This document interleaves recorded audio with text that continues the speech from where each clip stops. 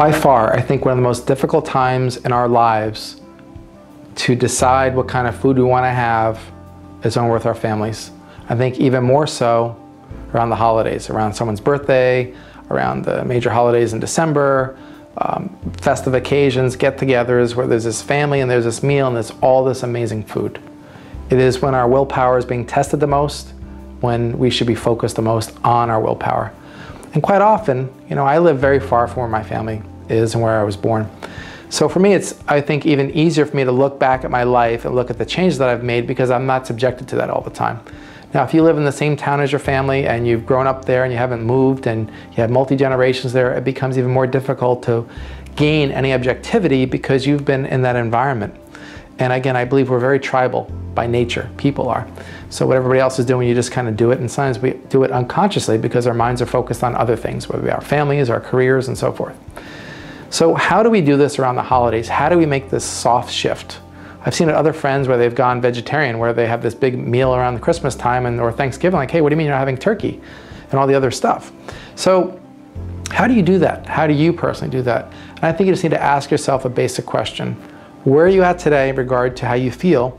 And when you go to that event, can you have less? Can you segue slowly? Can you slowly transition from having that second thing of stuff for Thanksgiving, right? Going back for that second plate and saying, you know, I have my first plate, maybe the weather's not that great outside, or maybe you can grab some of the family or some of the kids. Can we go for a walk, even though the weather might not be the best?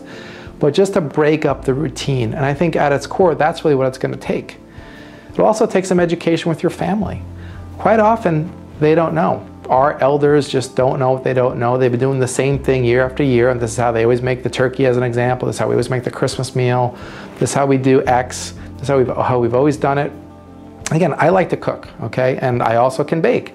And when I look at the ingredients, and you know this if you've ever baked before, and you look at getting Crisco, and you look at all the sugar that goes into making cookies around Christmas time, and sometimes you really think, God, I'm buying this giant bag of sugar and this Crisco, which is basically grease, and you say to yourself, you know, is there another way? Can I look on the internet? And there are places on the internet where I can send some links here, share some links here where having a little bit of a different way of looking at, instead of using white flour, can use whole wheat flour, can you use almond flour? And it's all these substitutions that we can do in our food. And I say it's not your parents' fault. It's not your relatives' fault, your grandparents, your aunt and uncle, wherever you've been going every year religiously, right? Going there every year because this is what we do. And saying, you know, I have information now that's going to be able to help me make better choices. And to me, at its core, that's really what it's all about. It's just have a little more information. That doesn't mean you put down your folks. That's all they knew when they knew, and they maybe learned from their folks, and that's what they knew. So how do we make this transition? Just through education. And really, at its core, just that making a better choice. So I encourage you, the next holiday event, the next 4th of July party, to ask yourself, am I going to have X? And whatever that X is for you, just look at it. Is it really necessary? Is it important? Can I have a smaller piece just to say, hey, I'm having this ceremonial cake, right, for a birthday party? I mean, we'll talk about that again, but I mean, whenever I go to a birthday party and I see cake, I was at one last week, and it's for a good friend of mine, and they had made this beautiful cake. And again, I love cake. But I saw the icing, and it was about this thick. I swear it was at least 1.5 inches thick.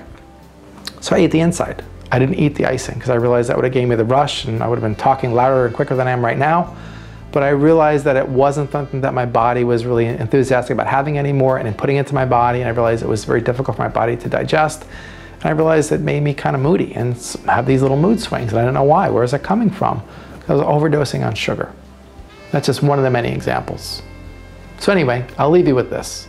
At the next family event, the next family get-together, you can invite over to somebody's house. Do something different, you know, do to your mom. Hey mom, can we introduce this meal? Or hey dad, can we introduce this meal? Or uncle, or wherever you're going. Hey, can we try this? Maybe get there a little bit early. Saying, hey, have you ever thought about doing X? Replacing this with that, and see what they say, and see if they're welcome or open to that. Maybe bring your own recipe. Bring something different to the table. And to me, that's where the transformation is going to happen because they're going to appreciate that. Anyway, thanks for watching. Thanks for sharing. Give this to anybody you care about, and let's see everybody a little bit more healthy tomorrow for a better day. Take care.